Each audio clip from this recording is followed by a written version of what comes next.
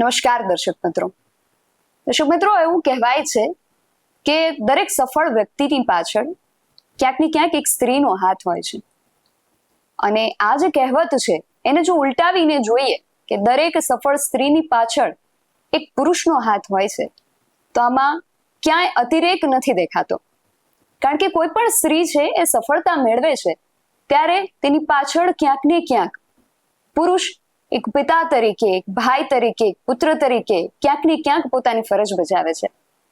રાજકોટની આવી જ એક સફળ દીકરીની ગાથા આજે અમે લઈને આવી રહ્યા છીએ, જે દીકરીની સફળતા પાછળ 3 પેઢી, આ દીકરીના ભાઈ, એના પિતા અને એના નાનાજી, એને ખૂબ મહત્વપૂર્ણ પોતાના ભાગ ભજવ્યા છે.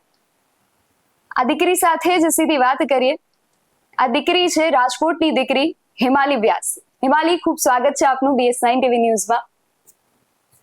વધારે સમય નહીં લઉં ને સીધી જ આપને એ પૂછીશ કે તમે સ્પોર્ટ્સમાં અનેક સિદ્ધિઓ હાંસલ કરી છે, તો સૌપ્રથમ તો એ પૂછીશ કે તમને સ્પોર્ટ્સમાં જવાનો વિચાર ક્યારે આવ્યો અને આપની જે લાઈફ જર્ની છે એના વિશે અમને થોડું જણાવો.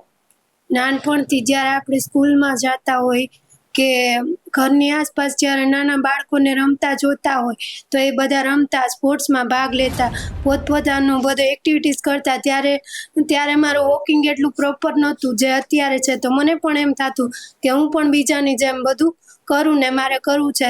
ધીમે ધીમે મોટી થતાં એક ડ્રીમ જોયું, દેશ વિશે, સોલ્જર્સ વિશે જાણ્યું, ત્યારે એમ થાય કે હું પણ ઇન્ડિયન આર્મીમાં જઈશ. પણ ધીરે ધીરે ખબર પડી કે એમાં ડિસેબિલિટી પર્સન્સ માટે હજી કોઈ અવેલેબિલિટી નથી. પછી એક દિવસ છાપામાં ન્યૂઝ વાંચ્યા કે દિવ્યાંગો માટે પણ રમતગમત મહોત્સવ એવી બધી એક્ટિવિટીઝ થાય છે.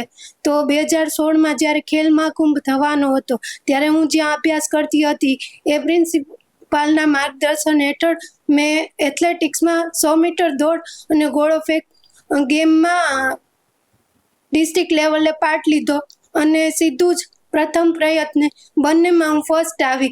ત્યારથી મારો સ્પોર્ટ્સ પ્રત્યેનો કોન્ફિડન્સ વધ્યો અને સ્પોર્ટ્સની જર્ની મેં આવી રીતે ચાલુ કરી.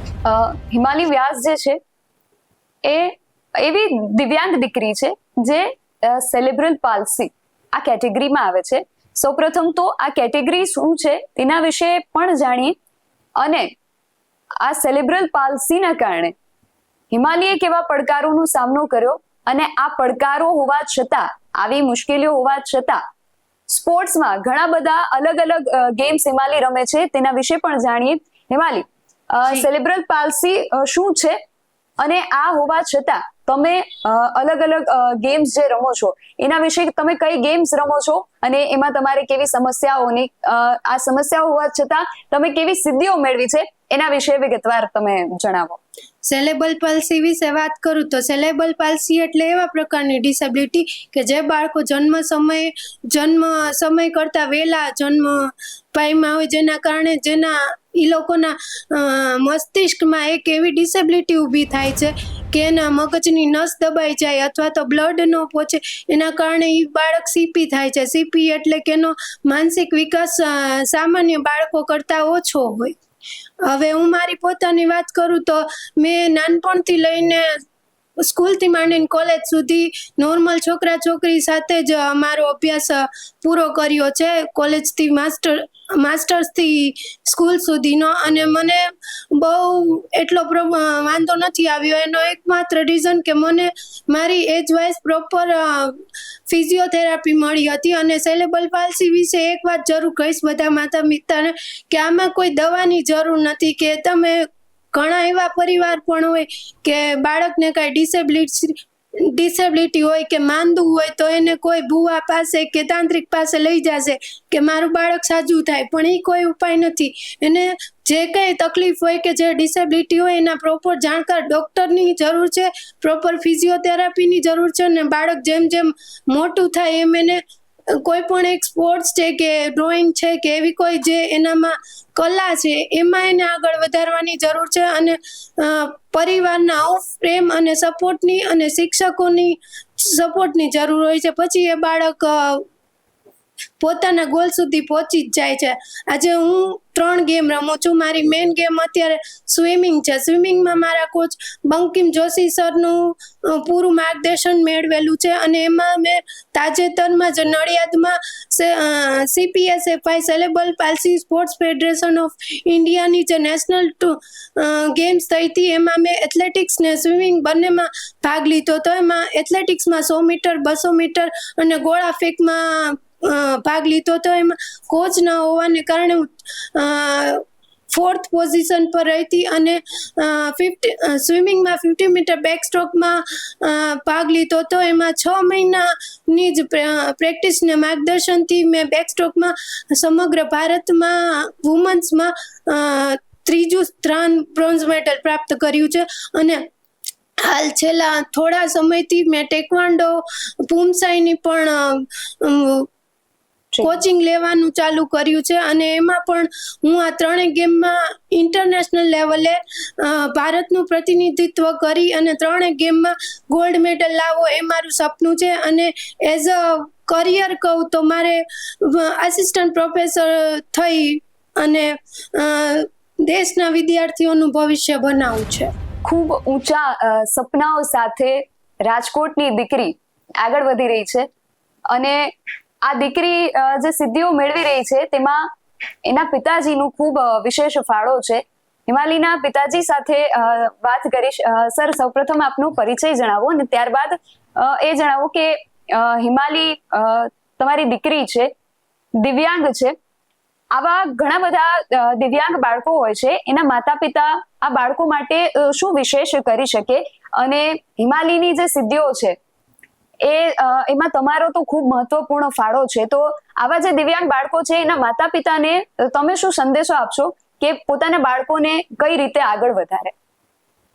મારું નામ દિવ્યકાંત વ્યાસ છે.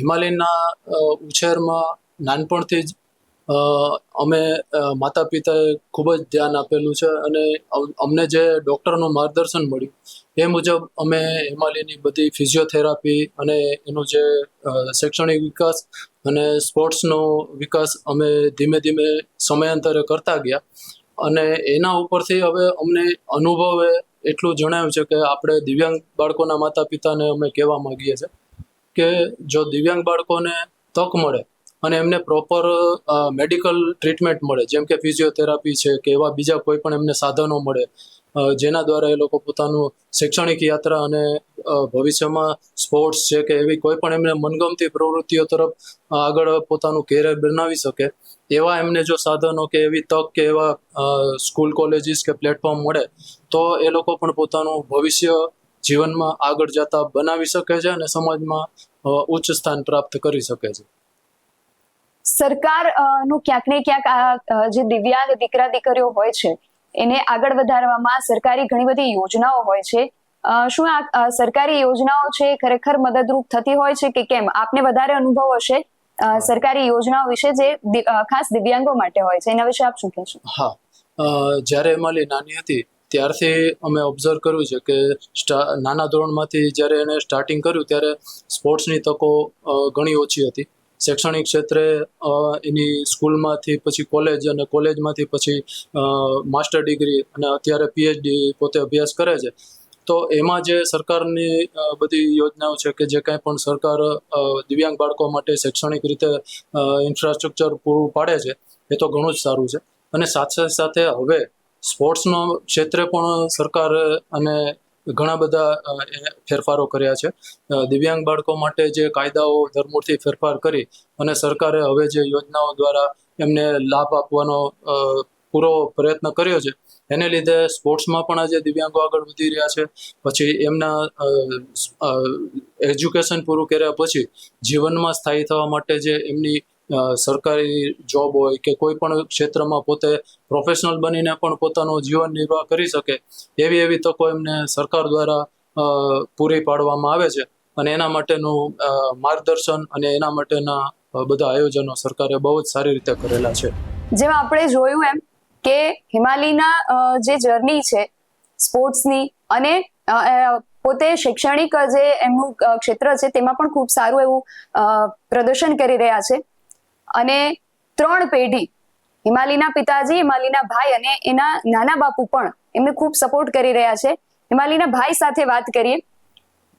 સૌપ્રથમ તો આપનું નામ જણાવો અને ત્યારબાદ એ જાણવા માંગીશ કે જ્યારે હિમાલીબેનને જ્યારે તમને એવું કહ્યું કે મારે સ્પોર્ટ્સમાં આગળ વધવું છે, ત્યારે તમારા મનમાં શું પ્રતિક્રિયાઓ અને શું ગડમથલ ચાલુ હતી કે કઈ રીતે તમે તમારી બેનને સપોર્ટ કર્યો અને આ સિદ્ધિઓ સુધી તેમને પહોંચવામાં મદદ કરી? જરૂર. મારું નામ સૌરભ વ્યાસ. હું હેમાલીનો નાનો ભાઈ. મારાથી બેન 9 વર્ષ મોટી છે.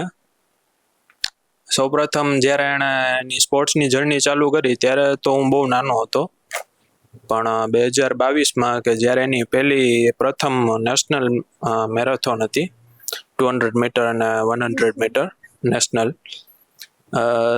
ત્યારે અમને કોઈને સ્પોર્ટ્સ વિશે મેરેથોનમાં કઈ રીતે પ્રિપેરેશન કરવી એઝ અ દિવ્યાંગની રીતે એમને આઈડિયો નહોતો. તો ત્યારે મેં મારી સૂઝબૂઝ પ્રમાણે અને ઓનલાઈન સોશિયલ મીડિયામાં કઈ રીતના સ્પોર્ટ્સ મેરેથોનની પ્રિપેરેશન કરતા હોય છે એ બધું જોઈ અને મેં મારી બેનને પૂરો પ્રયત્ન કર્યો કે એ પ્રિપેર થાય. હિમાલીનું જે કરિયર છે અને ખાસ સ્પોર્ટ્સનું, એમાં એના નાના બાપુ એને ખૂબ સપોર્ટ કર્યો છે નાનપણથી લઈને અત્યાર સુધી. હિમાલી જ્યારે નાના હતા ત્યારે એને ચાલવામાં પણ ખૂબ મુશ્કેલી હતી અને આજે આ સિદ્ધિઓ હાંસલ કરી છે. તો હિમાલીના નાના બાપુને પૂછવા માંગીશ, સર પહેલા તો આપનો પરિચય આપો ને ત્યારબાદ એ જણાવો કે તમે નાની હિમાલીને પણ જોઈ હશે કે જે ચાલી નથી શકતી, જેને ચાલવામાં પણ ઘણી સમસ્યાઓ આવતી હતી, અને આજે તમારી જે એ હિમાલી સફળતાની સિદ્ધિઓ એવી પ્રાપ્ત કરી રહી છે જે સામાન્ય લોકો પણ નથી કરી શકતા. કેવો તમને ગર્વ અનુભવ થાય છે ને હિમાલીની જે લાઈફ જર્ની છે એમાં આપનો શું રોલ રહ્યો છે? મારું નામ ચંદ્રકાંતભાઈ અંદ્રોડિયા.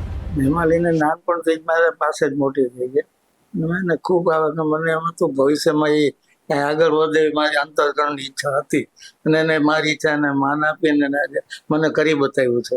છોકરી ખૂબ ઉત્સાહી છે, ખૂબ મહેનતુ છે અને સારી મહેનત કરીને આજે આગળ આવી ગઈ છે. નાની હિમાલી જ્યારે હતી એને ચાલવામાં પણ સમસ્યા હતી અને આજે હિમાલી એવી દોડ અને એવી સિદ્ધિ હાંસલ કરી છે કે જે સામાન્ય લોકો પણ નથી કરી શકતા. આ જોઈને તમને કેવો આનંદ થાય છે? મને બહુ ગર્વ થાય છે. મારી દીકરીએ મારું નામ રોશન કર્યું. હિમાલી, અંતમાં ફરી આપને પ્રશ્ન એ પૂછવા માંગીશ કે આજે ઇન્ટરનેશનલ મેન્સ ડે છે. તમે નાનપણથી લઈને અત્યાર સુધી ઘણી બધી સમસ્યાઓ અને પડકારોનો સામનો કરીને ઘણી સિદ્ધિઓ પણ હાંસલ કરી છે અને એવી સિદ્ધિઓ છે કે લગભગ દરેક જગ્યાએ તમે રેકોર્ડ બનાવ્યા છે. આ નાનપણથી લઈને અત્યાર સુધીની જે તમારી લાઈફ જર્ની રહી તેમાં 100% ક્યાંક ને ક્યાંક કોઈને કોઈ પુરુષો તમને સપોર્ટ કરવામાં પોતાનું પાત્ર ભજવ્યું હશે. આ દરેક પુરુષોને આજે ઇન્ટરનેશનલ મેન્સ ડે નિમિત્તે તમે શું કહેવા માંગશો? જી નિધિ, તમારી વાત ખૂબ સાચી છે. નાનપણથી લઈને મેં જે સ્કૂલમાં અભ્યાસ કર્યો, ખાસ કરીને વાત કરું તો આપણા રાજકોટની નામાંકિત સરકારી સ્કૂલ જીટી શેટ વિદ્યાલય, એમના પ્રિન્સિપાલ ડૉક્ટર ભાવેશભાઈ દવે, ડૉક્ટર સતીશભાઈ તેરૈયા, 2 જ વર્ષ મેં અહીંયા હાયર સેકન્ડરીનો અભ્યાસ કર્યો છે, પણ એમણે જે મારામાં ઉત્સાહ વધાર્યો છે કે જે ભણવામાં માર્ગદર્શન આપ્યું છે, જે કોઈ દિવ્યાંગને જોલે જ મળતું હોય, પણ હું નસીબદાર હતી કે મને મળ્યું. ત્યાર પછી જ્યાં કોલેજમાં અભ્યાસ કર્યો તો જેમ કહું તો MJ કુંડલિયા કોલેજના પ્રિન્સિપાલ ડૉક્ટર અર્જુનશ્રી રાણા સાહેબ, અમારી કણસાગરા કોલેજના sports teacher doctor Senjaliya sir અને મારા સબ્જેક્ટ ટીચર પણ એ જ છે ડૉક્ટર સેન્જલિયા સર. એમ આગળ જતા જ્યારે MMA ડિપાર્ટમેન્ટમાં અભ્યાસ કર્યો ત્યારે doctor Sanjay Pandya sir, doctor Amar Patel sir, doctor Suresh sir અને ડૉક્ટર શાહ સરનું પણ એવું જ માર્ગદર્શન મળ્યું અને એમના જ પ્રોત્સાહનના રૂપે મેં સેમેસ્ટર 3માં જ GSLETનો પ્રથમ પ્રયત્ન જ પાસ કરી અને આગળ તેઓએ જ મને PhD કરવાની પ્રેરણા પણ આપી અને MAમાં જ મેં મારી પહેલી નેશનલ 2022માં દિલ્હી ખાતે ગુજરાતનું પ્રતિનિધિત્વ કર્યું અને 200 મીટર રનિંગમાં સમગ્ર ભારતમાં 3જું સ્થાન પ્રાપ્ત કર્યું. હિમાલીની જે લાઈફ જર્ની છે તેની અંદર શરૂઆતથી માંડીને પ્રારંભથી માંડીને હજી એની લાઈફ જર્ની તો ચાલુ છે ને, અત્યાર સુધી ઘણા બધા પુરુષોએ પોતાનું પાત્ર ભજવ્યું અને આ દીકરીને સફળતાના શિખર સુધી પહોંચાડવામાં ખૂબ મદદ કરી. આજે ઇન્ટરનેશનલ મેન્સ ડે છે. એક અંગ્રેજી લેખકના ખૂબ સારા એવા સુવિચાર સાથે આજની મુલાકાતને આપણે અંત આપીએ કે being a male is a matter of birth, but being a man is a matter of choice. જે પુરુષો છે, દરેક દીકરીઓને આગળ વધવામાં જે ક્યાંક ને ક્યાંક પોતાનો સહકાર પૂરો પાડી રહ્યા છે અને આ દીકરીઓને આગળ વધવામાં પોતાની જે પાત્રતા છે અને પોતાની જે ક્ષમતા છે એને આ દીકરીઓને આગળ વધારવામાં જે મદદ કરી રહ્યા છે, એવા દરેક પુરુષોને ઇન્ટરનેશનલ મેન્સ ડે ની ખૂબ ખૂબ શુભકામનાઓ.